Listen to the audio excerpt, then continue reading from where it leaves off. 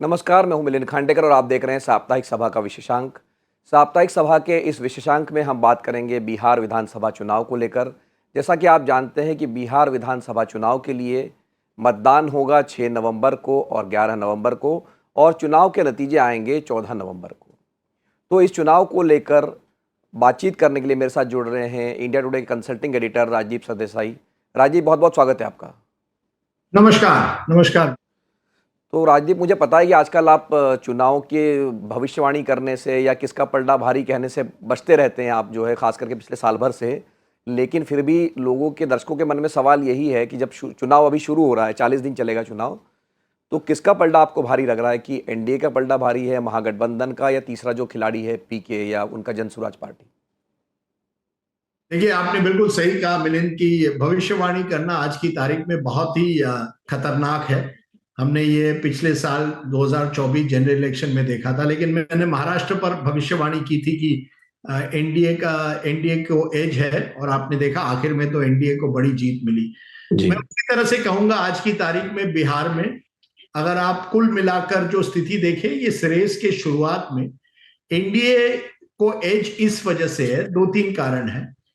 क्योंकि एक तो उनका गठबंधन जो है वो बहुत ही व्यापक एक तरह से है। केवल बीजेपी और जेडीयू नहीं है, इस बार उनके साथ चिराग पासवान है, जितिन राम मांझी है, उपेंद्र कुशवाहा है।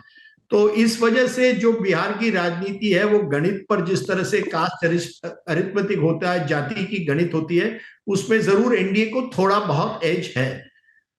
दूसरा, मैं कहूंगा जिस तरह से पिछले एक महीने से एनडीए सरकार ने डायरेक्ट बेनिफिट ट्रांसफर के जरिए जो पैसा लोगों के बैंक अकाउंट्स में डाला है, फिर वो मुख्यमंत्री महिला योजना हो जिसके तहत 1 करोड़ से ज्यादा महिलाओं को 10,000 रुपए दिए गए हैं, या युवाओं के लिए स्कीम्स किए गए हैं जिसमें 5 लाख युवाओं को 1,000 रुपए महीना 2 साल के लिए मिल रहे हैं, पेंशन स्कीम जो बढ़ाया गया है, इन सब को देखकर जब आप पैसा लोगों के पॉकेट में डालते हैं, वो भी दिवाली और छठ के पहले और चुनाव के पहले, तो उसका असर होता है। हमने ये पिछले साल महाराष्ट्र में देखा था, जिस तरह से लाड़की बहन ने 7,500 रुपए लोगों के पॉकेट में डाले। हमने देखा था जिस तरह से मध्य प्रदेश में लाडली बहना स्कीम का असर हुआ। मुझे लगता है इससे इन दो महत्वपूर्ण कारण, और तीसरा जो संगठन है जिसमें ग्राउंड लेवल पर जरूर बीजेपी खासकर की बहुत मशक्कत करती है, इन तीनों कारणों, और रिसोर्सेज भी है, साधन उनके पास है, एनडीए को एज है। लेकिन महागठबंधन को के पास दो तीन एडवांटेजेस भी हैं।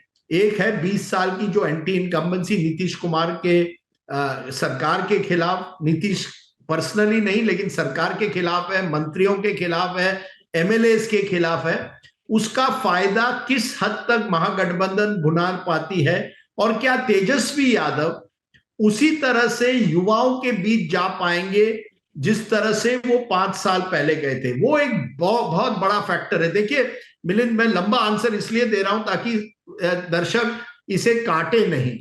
दो महत्वपूर्ण डेमोग्राफिक्स हैं बिहार में, महिला और युवा। महिला वोट ज्यादातर नीतीश के साथ रहा है, क्योंकि नीतीश ने एक कॉन्सेंट्रेटेड टारगेटेड किया है महिलाओं को, फिर वो पंचायत में हो, अलग अलग जीविका दीदी हो, पिछले 10-15 सालों से। और दूसरा युवा है, बिहार का बहुत बड़ा तबका एक युवा है। 18 और 21 के बीच में ही कई वोटर्स हैं, कोई फर्स्ट टाइम वोटर्स हैं, 30 साल की उम्र से जो अंडर 30 है, वो सबसे बड़ा एक तबका वहां है। वो किस तरफ जाएगा? पिछले चुनाव में तेजस्वी ने काफी आकर्षित किया था उनको अपने रोजगार कैंपेन से। क्या प्रशांत किशोर उसमें सेंध लगा पाएंगे? प्रशांत किशोर किसको डैमेज करेंगे? ये एक बड़ा सवाल है। तो कुल मिलाकर जी एनडीए को एज है, लेकिन कई एक्स फैक्टर्स हैं जिसकी वजह से मैं कहता हूं कि पिक्चर अभी बाकी है, और असली पिक्चर 14 नवंबर को ही मिलेगी। ये तो राजदीप ने, आप बहुत महत्वपूर्ण बात कह रहे हैं कि जो एम वाई फैक्टर है, जो कि हम समझते हैं कि मुस्लिम और यादव, जो कि महागठबंधन के साथ रहता आया है, राजद के साथ रहता आया है, और इस बार लगता है कि वो और कंसोलिडेट होगा, क्योंकि वो अगर चाहते हैं कि महागठबंधन चुनाव जीते।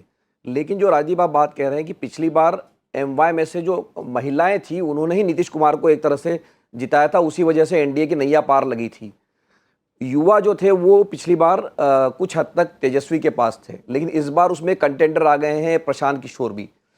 तो ये क्या होगा, क्योंकि अगर यूथ का वोट बट रहा है, मान लीजिए महिलाओं के लिए जैसा आपने कहा उन्होंने बहुत सारी वेलफेयर स्कीम लगा दी है, तो इस रेस में अब जो इसके दो दावेदार है, प्रशांत किशोर भी है और तेजस्वी यादव भी है, तो ये क्या फायदा देगा एनडीए को, या एनडीए को ही कहीं नुकसान करवा देगा? देखिए, मुझे लगता है मिलिंद, ज्यादातर एनडीए को फायदा होता है, क्योंकि अगर युवा वोट प्रशांत किशोर खींच रहे हैं तो युवा कौन है जो उनकी तरफ आकर्षित हो रहे हैं? ऐसा युवा है जो एक तरह से उब गया है कि नीतीश कुमार और यादव परिवार के बीच में जो बिहार की राजनीति 30 साल से एक तरफ इन दोनों के बीच में रही है, वो जो युवा है जो चाहता है कि बिहार में एक नया चेंज आए, बदलाव आए, और प्रशांत किशोर इसकी लगातार बात करते हैं, तो प्रशांत किशोर भी उसी वोटर को टारगेट कर रहा है जो यंग वोटर है।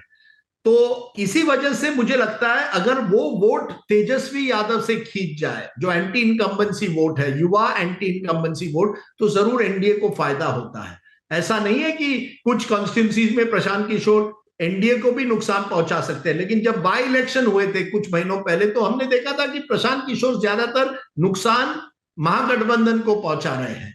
तो महागठबंधन की एक ताकत है कि आरजेडी का एक बेस वोट है मुसलमान और यादवों के बीच, जो करीब 30% से ज्यादा होता है।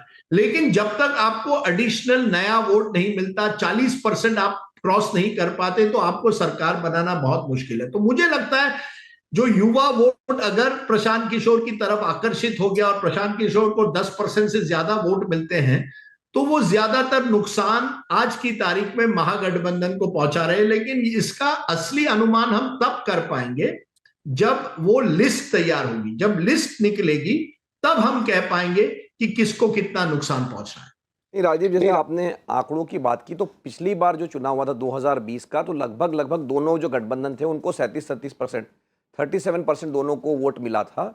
और उस समय चिराग पासवान जो थे वो इंडिपेंडेंट थे, मतलब वो अलग लड़े थे, और वो इस बार आ गए हैं एनडीए के पास में। लेकिन जो वीआईपी पार्टी, हालांकि वो डावाडोल है, लेकिन वो इस बार अभी तक तो कम से कम महागठबंधन के पास है, जब तक हम आप ये रिकॉर्डिंग कर रहे हैं। कल क्या होगा मुझे नहीं पता, लेकिन दोनों तरफ से रीअलाइनमेंट हुआ है। मतलब अगर आप देखें, चिराग पासवान का वोट एनडीए में जुड़ा है, जिसकी वजह से पिछली बार खास करके जेडीयू को नुकसान हुआ था, और इधर मुकेश सहनी का वोट जुड़ा है महागठबंधन में अभी तक। तो इसमें अब जो तीसरा प्लेयर आता है प्रशांत किशोर, जो वो कल उन्होंने एक बात कही कि जो अदर्स वोट है वो करीब 28% है। मतलब अगर आप दोनों को हटा देंगे तो वो कह रहे हैं कि मैं 28% सारा वोट ले जाऊंगा, प्लस दोनों अलायंस का 10-10% वोट ले जाऊंगा, तो मेरी सरकार बन जाएगी। पर जो रियलिस्टिक आप जो बात कह रहे हैं, जो पोल्स में भी बताया गया कि उनका वोट शेयर जो है वो 8-10% से ऊपर नहीं जाएगा। देखिए, बिहार की राजनीति में दलित वोट जो है वो बहुत ही इंपॉर्टेंट होता है। जब लालू प्रसाद यादव जी का वर्चस्व था बिहार की राजनीति में 90 के दशक में, उनको दलित वोट मिलता था। केवल मुस्लिम यादव नहीं, दलितों को भी दलित आकर्षित हुए थे। मुझे अभी भी याद है, मुसहर कम्युनिटी जो महादलित माने जाते हैं, मैं उनके एक गांव गया था 95 के चुनाव में, और वो लालू प्रसाद यादव से बहुत आकर्षित हुए थे, क्योंकि लालू प्रसाद ने उनको कई प्रोमिसेस किए थे, कई वादे किए थे।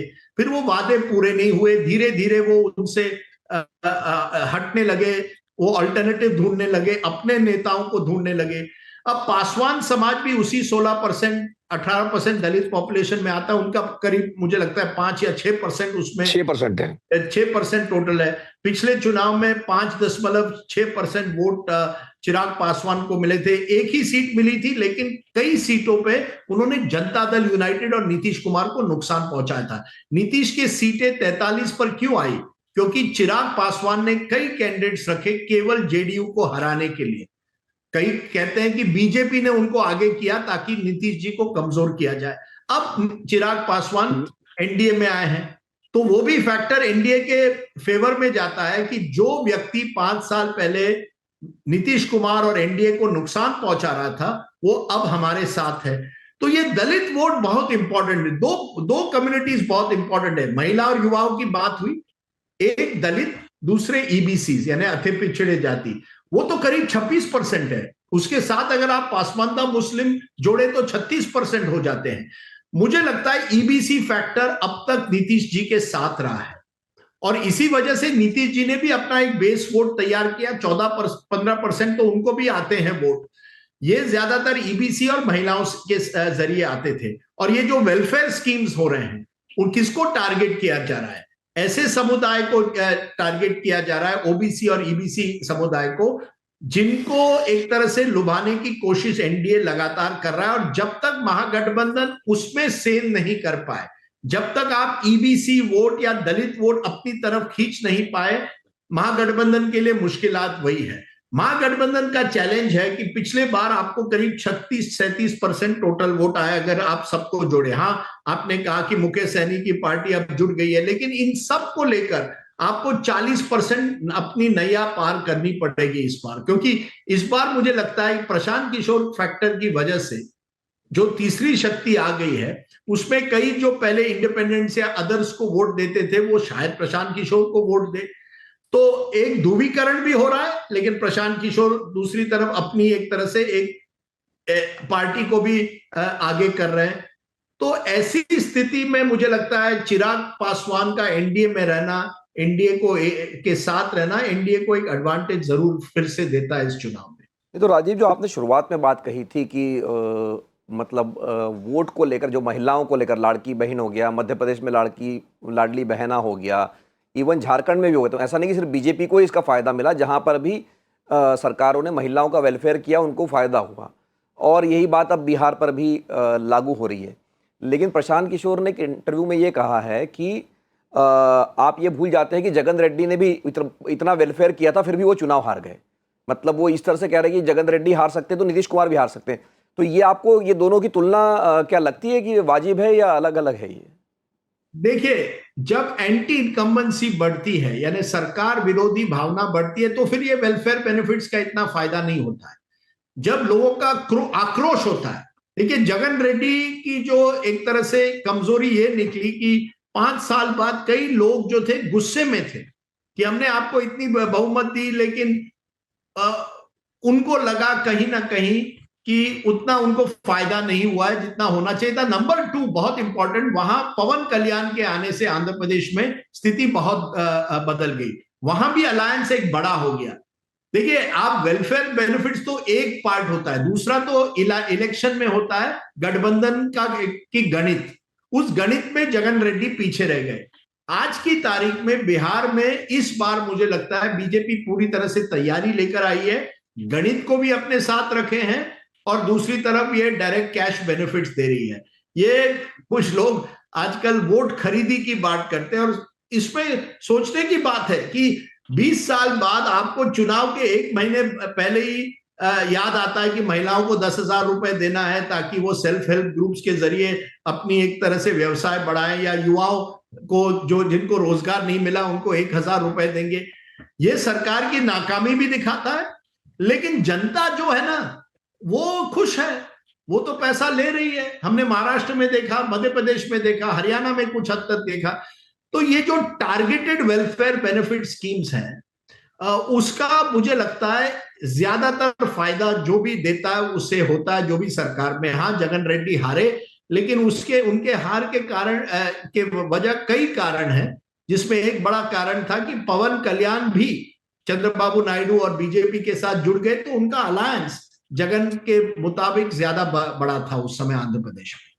ये तो राजीव, आप सही कह रहे हैं कि बिहार में महिला वोटर करीब 3,50,00,000 है और अब तक जो आंकड़ा आया है 1,21,00,000, मतलब 1/3 जो महिलाएं हैं उनको 10,000 रुपये मिल चुके हैं। मतलब 121 लाख कह लीजिए, 1,21,00,000। तो ये जो आप बात कह रहे हैं कि एक बड़ा नंबर है जिसको आपने डायरेक्ट 10,000 रुपया दे दिए। पर हम आखिर में राजीव एक दूसरे विषय पर चलते हैं।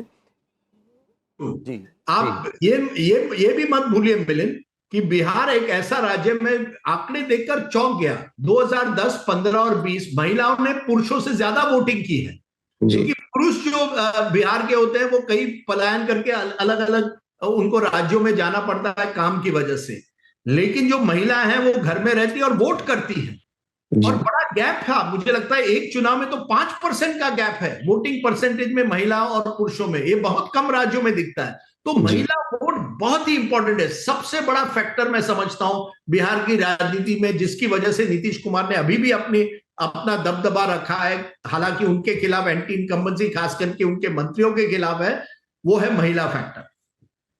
आखिर में राजीव, जो राहुल गांधी के बारे में बात कर लेते हैं, उन्होंने बिहार में इस बार काफ़ी सक्रियता दिखाई अभी तक, कम से कम। एक तो पहले वोट अधिकार यात्रा निकाली, फिर सीडब्ल्यूसी की मीटिंग हुई, और उसके बाद जिसका आप जिक्र कर रहे थे, ईबीसी के लिए उन्होंने एक अलग से घोषणा पत्र निकाला है, जैसे कर्नाटक की तर्ज पे, कि हम आपको ठेके में भी रिजर्वेशन देंगे। तो आपको लगता है कि कांग्रेस कुछ कर पाएगी? क्योंकि पिछली बार जो महागठबंधन की हार हुई थी, उसका कारण कांग्रेस को माना गया था कि 70 सीटों पे लड़े थे वो, और उनका स्ट्राइक रेट इतना बुरा था, तो ये एक महागठबंधन के हारने का कारण बना था। तो इस बार राहुल गांधी की सक्रियता से आपको क्या लगता है, कुछ बदलेगा, या जहां कांग्रेस थी वहीं रहेगी? देखिए, ये और एक एक्स फैक्टर है कि कांग्रेस इस बार क्या वाकई बिहार में कुछ कर पाएगी या नहीं। पिछले चुनाव में अगर कांग्रेस थोड़ा भी अच्छा करती तो तेजस्वी मुख्यमंत्री बनते। कांग्रेस 70 सीट लड़ी, केवल 19 जीती। और लगातार देखिए, एक 2015 का चुनाव छोड़िए, जहां कांग्रेस लालू जी और नीतीश जी के साथ जुड़ी हुई थी, इसलिए उनको 40 में से 27 सीटें आई। बाकी सभी चुनाव में बिहार में पिछले 25 सालों में कांग्रेस हाशिए पर रही है। ऐसे सिनेरियो में राहुल गांधी का वहां रहना जरूर कांग्रेस को थोड़ा एडवांटेज देता है, लेकिन संगठन कहां है बूथ लेवल का? आप वोट चोरी की बात करते हैं, कहते हैं एसआईआर एक्सरसाइज में कहीं धांधली हुई है, लेकिन ग्राउंड लेवल पर आपने राहुल गांधी के यात्रा के बाद क्या किया है कि ताकि इसका आप कोई फायदा उठा सके? देखिए, यही कांग्रेस की हर चुनाव में कमजोरी रही है कि आपके पास वो ग्राउंड लेवल उस तरह का संगठन नहीं है, बूथ लेवल संगठन नहीं है, जो राहुल गांधी अगर कुछ कहे भी जिससे लोग आकर्षित होते हैं, उसको आप ट्रांसलेट वोटों में कैसे करेंगे? ये कांग्रेस की कमजोरी रही है। क्या इस कमजोरी को वो कम कर सकते हैं, सुधार सकते हैं? ये बहुत ही बड़ा सवाल है, क्योंकि कांग्रेस चाहेगी हमको ज्यादा से ज्यादा सीटें आए और या सीटें दी जाए, आरजेडी दे, लेकिन उसका आप कितना फायदा उठाएंगे? कांग्रेस अभी तक डायरेक्टली क्यों नहीं कहता कि तेजस्वी यादव के नेतृत्व में तेजस्वी मुख्यमंत्री बनेंगे? कांग्रेस को अब ये जो पुरानी आदत है ना, ये सब छोड़ने पड़ेंगे अगर उनको कुछ बिहार जैसे राज्य में इंपैक्ट करना है। राहुल गांधी ने जरूर वोट अधिकार यात्रा के साथ उनकी विजिबिलिटी इंक्रीज हुई, उन्होंने एक तरह से अपने कार्डर्स है उनको उत्साहित किया, लेकिन उस उत्साह को वाकई क्या आप संगठन में ओवरनाइट उसे मजबूत करके वोटों में तब्दील कर पाते हो? लास्ट माइल कनेक्टिविटी जो भाजपा के पास है, वो इस समय कांग्रेस के पास बिल्कुल नहीं है, कोई कंपैरिजन नहीं। बहुत बहुत धन्यवाद राजदीप, इस बातचीत के लिए। तो हमारे साथ मैं बस एक एक एक बात ऐड कर दूं मिलिंद, की ये बिहार का चुनाव ना हमेशा हमें, हम जो राजनीति देखते हैं, एक तो सरप्राइज आता है। अब इस बार क्या सरप्राइज होगा देखना है। मैंने 95 में पहला चुनाव वहां कवर किया था, मुझे अभी भी याद है, तब लालू बनाम टीएन शेषन एक तरह से वो चुनाव बना था, और कई लोग कह रहे थे इस बार लालू जी के लिए बहुत मुश्किल होगा। क्या हुआ? 2/3 बहुमत आई। 2015 में मोदी जी की लहर थी देश भर में, लोगों ने कहा यार लालू जी और नीतीश आए, लेकिन मोदी जी तो नंबर 1 नेता है। क्या हुआ? बिल्कुल बड़ी जीत मिली लालू जी और नीतीश को। तो बिहार में सरप्राइज कभी भी आप रूल आउट नहीं कर सकते, लेकिन इसके बावजूद आज की तारीख में एनडीए के पास थोड़ा एज जरूर है। नहीं, राजदीप आप कह रहे हैं पिछली बार भी सरप्राइज ही मिला था, क्योंकि चुनाव की शुरुआत में, मतलब कुछ पहले पहले तक लग रहा था कि नीतीश कुमार बहुत आगे हैं और कहीं तेजस्वी यादव कहीं रेस में नहीं है, लेकिन बाद में बहुत ये क्लोज सा चुनाव हो गया। तो ये देखने वाली बात होगी कि इस बार क्या कोई सरप्राइज बिहार देता है, या जैसे राजदीप कह रहे हैं कि एनडीए को एज है और वो वापस सत्ता में लौट सकती है। तो एक बार फिर से राजदीप, आपका बहुत बहुत धन्यवाद इस बातचीत के लिए। तो हमारे साथ जुड़े थे राजदीप, जिनकी राय ये है कि अभी एडवांटेज, अभी की स्थिति में एनडीए के पास एडवांटेज है इस चुनाव में। उसका कारण ये है कि जो एमवाई फैक्टर है, मतलब महिलाएं और युवा, और ख़ास करके जो पैसे दिए गए हैं, वो कहीं ना कहीं उनके लिए, एनडीए के लिए एक फ़ायदे का सौदा साबित हो सकता है। लेकिन अभी भी ये देखने वाली बात होगी कि प्रशांत किशोर जो एक नया फैक्टर है इस चुनाव में, वो क्या प्रदर्शन करता है, किसके वोट डालता है। एक बार फिर से साप्ताहिक सभा का ये विशेषांक देखने के लिए आपका बहुत बहुत धन्यवाद। नमस्कार।